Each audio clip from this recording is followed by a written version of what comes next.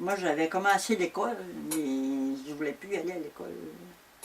Mais là, puis là, il demandait des ouvrières, il demandait des crocheteuses. Alors, j'ai donné mon nom, puis j'ai été voir M. Tremblay. C'est lui qui faisait les entrevues. J'ai été voir, puis oui, puis il savait que je demeurais ici, tout de même.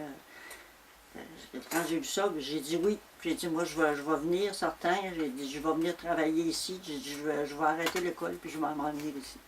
D'abord, je savais que je ne pouvais pas aller dans des grandes études à l'extérieur. Ça, c'était impossible. Mes parents n'avaient pas un moyen de me payer ça.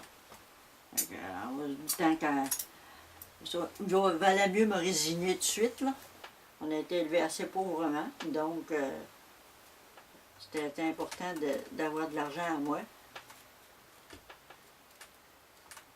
Puis là, quand j'ai commencé à travailler, bien, mon désir était d'avoir une auto.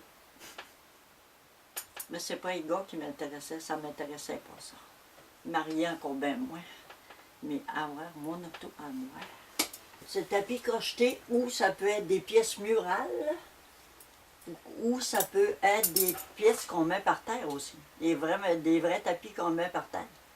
Tout dépend de la base que vous utilisez. Ça en prend, mon Dieu, 7, 8, je ne les compte pas toujours. Là. Je vais à l'épaisseur que j'ai dans ma main. C'est comme ça en prend plusieurs aussi.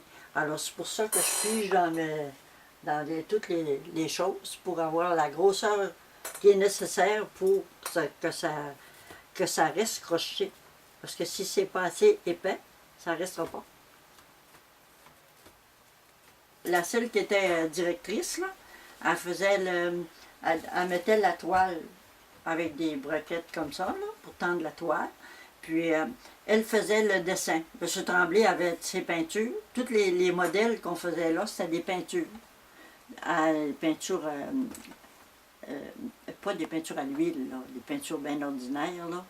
Et puis, on reproduisait ces peintures. Alors, c'était facile. Là, on avait le modèle en avant de nous autres. Puis elle venait nous aider à choisir les couleurs qu'il fallait se servir. Puis M. Tremblay faisait la teinture de la laine. Fait qu'on avait exactement les couleurs qu'on avait besoin. C'était signé G.E.T. Georges-Édouard Tremblay. Puis toutes les pièces étaient signées comme ça.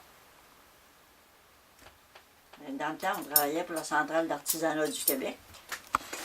Vous avez connu ça dans le temps, c'est sûr. Oui. La Centrale d'artisanat. Il y a un bout de temps qu'il y avait 3 succursales. On fournissait les 3. Moi, j'ai vu à l'atelier, un hiver, on était 20. 20 jeunes filles.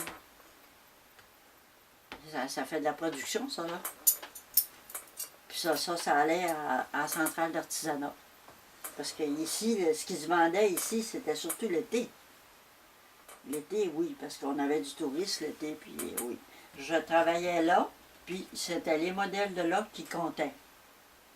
Alors, je me suis dit, un jour, quand je ferai chez nous, là, je ferai selon mes idées. Mais j'ai pas besoin de modèle. C'est ça que je me suis dit. Pourquoi? J'ai pas besoin de modèle. Puis en effet, c'est pour ça que je fais pas de traces. Je fais pas de... J'ai pas besoin de si quelqu'un me demande de faire la maison, oui. Apporte-moi une photo de la maison, je vais le faire. Je l'ai faite.